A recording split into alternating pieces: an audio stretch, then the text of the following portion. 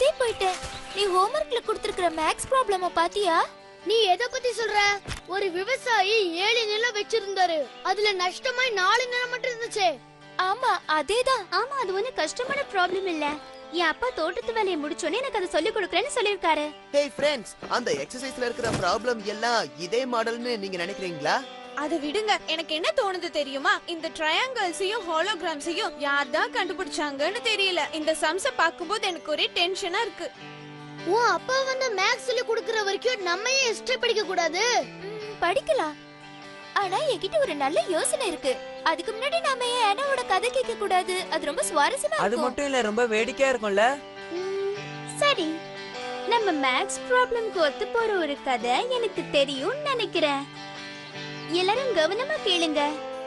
ஒரு ஊர்ல ஒரு அண்ணன் தம்பி வாழ்ந்துட்டு இருந்தாங்க.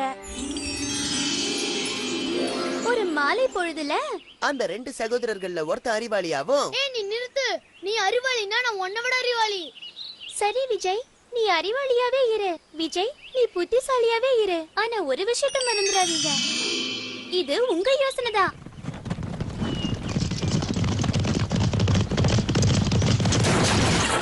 சரி, நாம கிட்ட நிலம் இருக்கு. இப்ப என்ன பிரச்சனைனா அதுல பாதியை தான் உழுது விதைக்க முடியும். எந்த பாதி உனக்கு வேணும் நீ ஏன் முடிவு பண்ணிக்க. அடடா, என் வண்டி மாட்டிக்கிச்சே. நீங்க 2 பேரும் எனக்கு கொஞ்சம் உதவி பண்ண முடியுமா? இதுல கேக்குறதுக்கு என்ன இருக்கு? விவசாய நிலத்தை நான் வச்சுக்கிறேன், மத்தத நீ வச்சுக்கோ.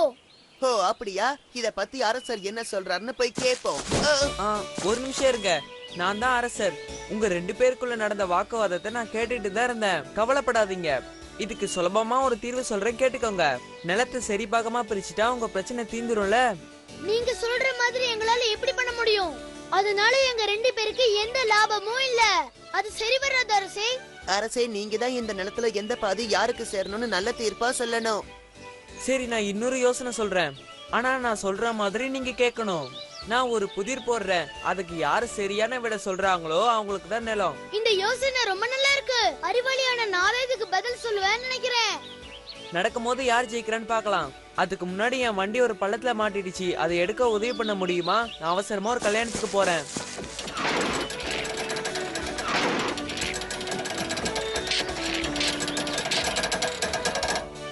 சரி, நான் சொன்ன மாதிரியே வேலையை முடிச்சிட்டீங்க. உலகத்திலே வேகமா செயல்படுற விஷயம் எது? இத கண்டுபிடிக்கிறவங்களுக்கு நிலம் முழுசா சொந்தம். ஒரு நாள் அவகாசம் தரேன். அரண்மனைக்கு வந்து பதில் சொல்லுங்க. போகலாம்.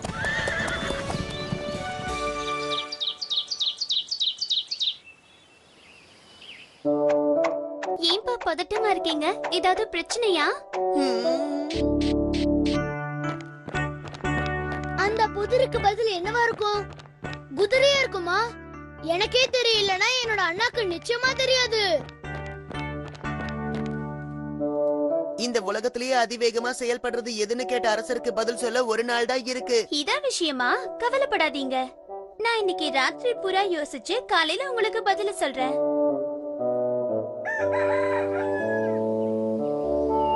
சரி, நான் சொல்றத கவனமா கேளுங்க. அப்பா, நிச்சயமா இந்த உலகத்துல அதிவேகமான விஷயம் என்னன்னா அது கண்டிப்பா அதுவாதான் இருக்கும். நீ சொல்ற பதில் சரியா இருக்கும்னு நினைக்கிறேன்.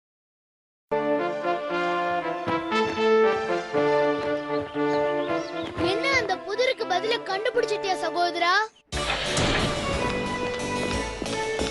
வாங்க வாங்க, என் புதிருக்கான விடையை கண்டுபிடிச்சிட்டீங்களா? நான் உங்க புதிருக்கு பதில கண்டுபிடிச்சிட்டேன் அரசே.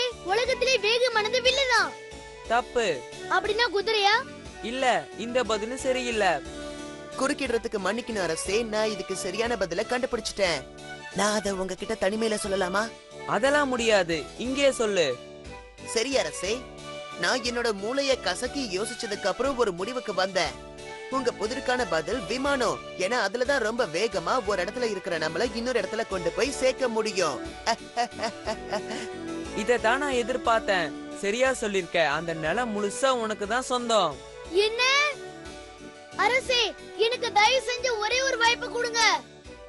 அப்படியா? நீங்க இப்ப கிளம்பலாம். நாளைக்கு வரும்போது இந்த கேள்விக்கும் பதில சொல்லுங்க. உலகத்திலே கனமானது எது? நாளைக்கு சந்திக்கலாம். ஆனா நீ ஏன் இப்பவே இதுக்கான பதில எனக்கு சொல்லக்கூடாது? இப்பவே சொல்லிட்டா த்ரில் இருக்காது. நீங்க போய் தூங்குங்க. காலையில கிளம்பும் போது நான் நிச்சயமா சொல்றேன். சரியாப்பா?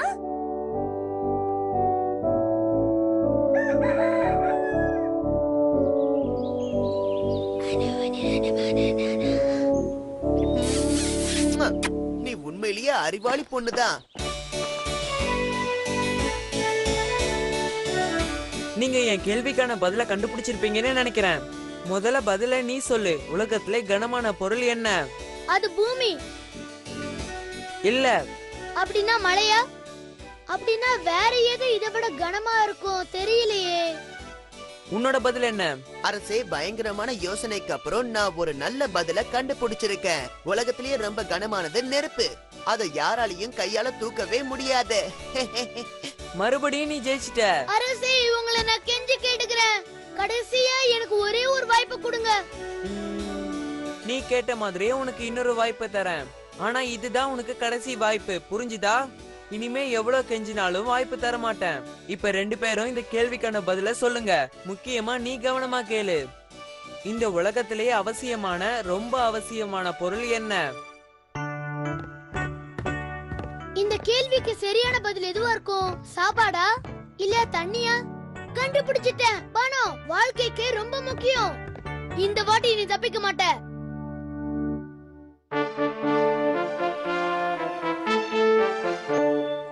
சீக்கிரம் பதில சொல்லுங்க. என்னால நேரத்தை வீணடிக்க முடியாது. கவலைப்படாதீங்க அரசே, நீங்க கேட்ட கேள்வியிலே இதுதான் சுலபமானது. இதுக்கு பதில் பணம் தான். சரியா? இல்ல. அப்படின்னா தண்ணி தான் சரியான பதில். ரொம்ப தீவிரமா யோசிச்சதுக்கு அப்புறம் நான் இந்த கேள்விக்கு ஒரு நல்ல பதில கண்டுபிடிச்சிருக்கேன். அதுக்கான பதில் நிலம்தான். ஏன்னா நிலம் இல்லனா நம்மளால நிக்க கூட முடியாது. நான் சொல்றது சரியா அரசே? சரியான பதில். என் கேள்விக்கான பதில் இதுதான். இந்த நிலம் மொத்தம் உனக்கு தான் சொந்தம். நீ தான் சொந்தக்காரன்.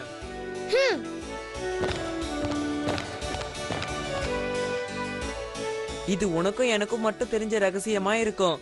எனக்கு உண்மை தெரியணும். சரியான பதில் சொல்ல உனக்கு உதவி பண்றது யாரு? அதுவா அரசே, நீங்க கேட்ட கேள்விகளுக்கெல்லாம் எனக்கு சரியான பதில சொல்லி கொடுத்தது என் பொண்ணுதான். அவ பெரிய புத்திசாலி. என்ன, நிஜமாவா? நான் அப்படிப்பட்ட பொண்ணை தான் தேடிக்கிட்டு இருந்தேன். அவளை நான் சந்திச்சே ஆகணும். நாளைக்கு அவளை அரண்மனைக்கு கூட்டிட்டு வா. அவளை பார்க்க நான் அவளோட காத்துக்கிட்டு இருப்பேன்.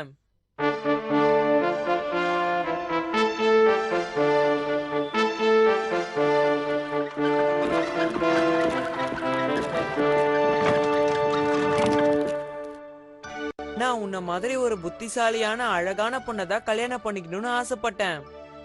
நீ என்ன கல்யாணம் பண்ணிக்கிறியா? அப்படி பண்ணிக்கிட்டா இந்த நாட்டோட அரசி ஆயிடுவ. அரசே, நீங்க சொல்றத கேக்கும்போது ரொம்ப சந்தோஷமா இருக்கு. ஆனா அது எப்படி சாத்தியமாகும்? நீங்க இவ்ளோ பெரிய நாட்டை ஆள்ற அரசர். ஆனா நான் சாதாரண விவசாய குடும்பத்துல பிறந்த ஏழை பொண்ணு. தெரியும். அத பத்திலாம் எனக்கு கவலை இல்ல. எனக்கு உன்னோட புத்திசாலித்தனம் பிடிச்சிருக்கு. அதனாலதான் உன்னை கல்யாணம் பண்ணிக்கணும்னு ஆசைப்படுறேன். நீ என் பேச்சை மீறக்கூடாது. மீறினா உன்னை அரண்மனையை விட்டு அனுப்பிடுவேன். அப்படி ஏதாவது நடந்தா நான் அரண்மனையில இருந்து எதையாவது கொண்டு போக நீங்க அனுமதிப்பீங்களா? இத நான் சம்மதிக்கிறேன். ஆனா ஏதாவது ஒண்ணுதான் எடுத்துட்டு போகணும். சரி, நான் இதுக்கு ஒத்துக்கிறேன். ஹே,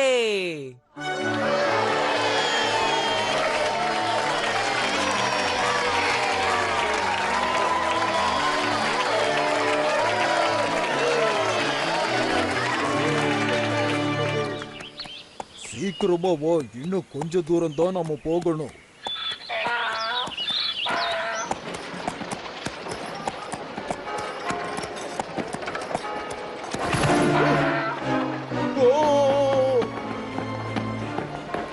என்ன இது?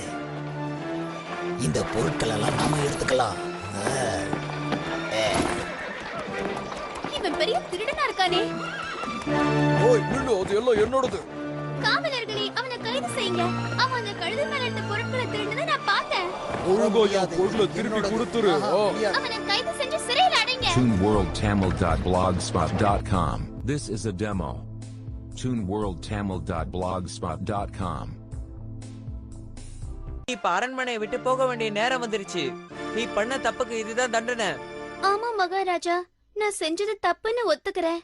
நீங்க சொல்ற மாதிரி அரண்மனையை விட்டு போறேன். ஆனா அதுக்கு முன்னாடி உங்க கூட விருந்து சாப்பிடணும்னு ஆசைப்படுறேன்.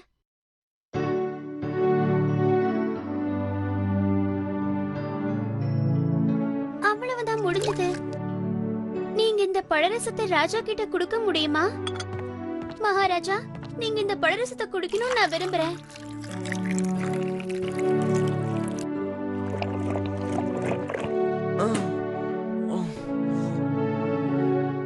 காவலர்களை கூப்பிடுங்க, குதிரை வண்டியை தயார் பண்ணுங்க.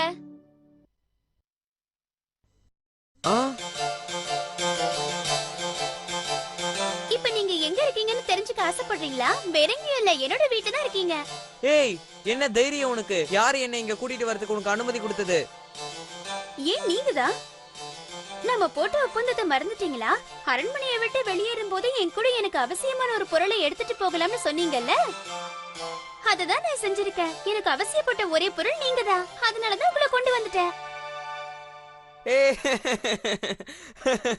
நிஜமாவே நீ புத்திசாலிதான். உன் புத்திசாலி